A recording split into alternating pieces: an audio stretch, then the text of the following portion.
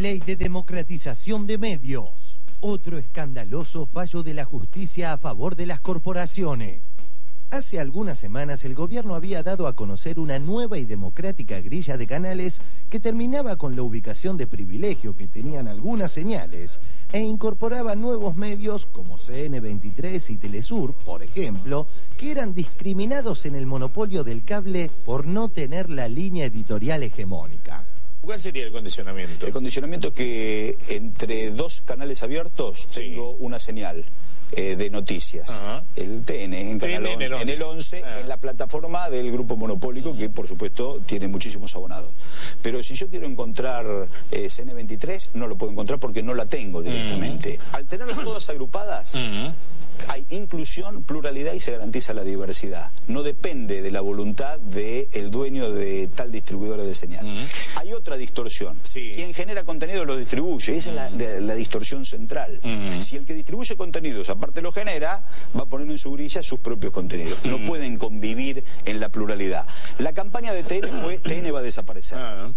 Puesta en sus pantallas. TN está en todas las plataformas. Lo que no puede hacer TN es convivir con las otras señales informativas que generan ciudadanía, porque hay contradiscursos. Y si uno las encuentra rápido, puede entonces reflexionar y profundizar. Ahora, un vergonzoso fallo de un juez federal de Dolores intenta frenar la medida con absurdos argumentos. Página 12, por Mario Weinfeld. El capital combatiendo, la ley de medios, otro juez solícito y exorbitante. Adolfo Arizgarat, con juez federal de Dolores, acogió con tanto beneplácito como ligereza un amparo promovido por un empresario local dueño de una señal de cable. El demandante alegó que la empresa Cablevisión le hizo saber que la señal de cable local, El Garage, de su propiedad, sería retirada de la grilla del multimedios por orden gubernamental.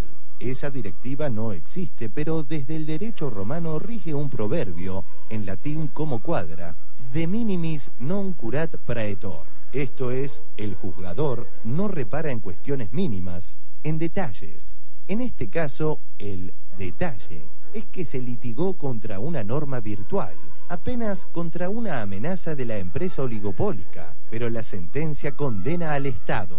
Hizo lugar como rayo al reclamo sin limitarse al caso que le fue sometido. El empresario de Dolores, que instaba a los tribunales por un virtual conflicto con la grilla local, obtuvo como por arte de magia una sentencia de alcance nacional. El fallo, por decirlo en términos técnicos, oscila entre ser una vergüenza y una canallada. El sentenciante exorbita a niveles absurdos su competencia, sin que medie prueba del agravio, sin que haya acto jurídico estatal, sin que se explique por qué un litigante queda investido de legitimación para representar a todos los empresarios de su rubro.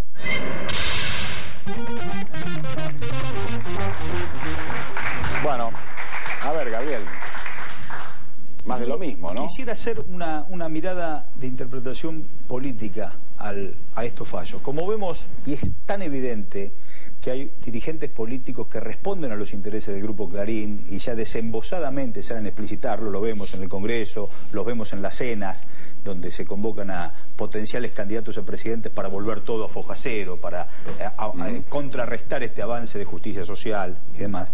A mí me preocupa que haya jueces que estén en esa misma línea de transitar por las directivas del grupo monopólico, porque, vuelvo a repetir, ADN... Para los chicos es imposible que un juez, ni una medida cautelar, entre comillas, obligue a que se saquen sangre para dar cuenta de la verdad de la sospecha que tienen las abuelas. Digamos, el crimen de lesa humanidad tampoco avanza. Ahora, los caprichos de Clarín avanzan. Entonces, políticos funcionales a Clarín, y me pregunto, ¿jueces funcionales a Clarín? Claro, que ya lo vimos en otros casos también, Gabriel, ¿no? Permanentemente. Aquí hay una ley para Clarín y una ley para el resto de los argentinos. La Corte tiene la posibilidad de ser la Corte de la democracia o la Corte de los monopolios. Y esto es una jugada muy interesante que está ocurriendo en este momento en la patria. Entonces creo que hay que tomarlo con mucha responsabilidad. ¿Es la Corte de los monopolios o va a ser la Corte de la democracia? Aquí está el 161, que es el artículo que ellos hablan de desinversión para ajustarse a derecho. Ni la grilla inclusiva se puede poner. Porque ese juez que da este fallo que nosotros vamos a acatar porque somos respetuosos de la justicia, pero tan lamentable que esperemos que las cámaras y la Corte rápidamente resuelva, es una grilla inclusiva, en donde no establece siquiera una diferencia entre las plataformas analógicas, que tienen un límite de señales, y las plataformas digitales, que pueden incorporar hoy 50 o 100 señales más. Entonces, el juez de Dolores tiene un objetivo, que vuelva el canal El Garage a la plataforma de Dolores, pero mientras tanto suspende la grilla. Y no solo suspende la grilla con la inclusión de nuevas señales que sí sus plataformas digitales pueden permitir, sino que ni siquiera las deja agrupar por género, porque aquí hay un objetivo, que no haya contradiscursos. Eduardo, ¿qué opinó sobre el fallo? Bueno, empecemos por decir que el Poder Judicial es parte del gobierno federal, por lo tanto hace política, es decir, aunque a veces gustan de decirse como independientes y ajenos a la política, los fallos son esencialmente políticos. Hace unos años en un reportaje el doctor Enrique Petracchi dijo que el juez que no supiera que hace política es como un cangrejo que no supiera que es un crustáceo, ¿no? Bueno, entonces hacen política. En estos casos obviamente uno dice hacen muy mala política porque van contra una disposición que ha tenido un largo debate en la sociedad, ha sido tramitada, tuvo su debate en el Congreso de la Nación, sancionada, puesta en vigor, eliminado un fallo genérico que suspendía la aplicación de toda la normativa y a pesar de eso se siguen reproduciendo estos pronunciamientos.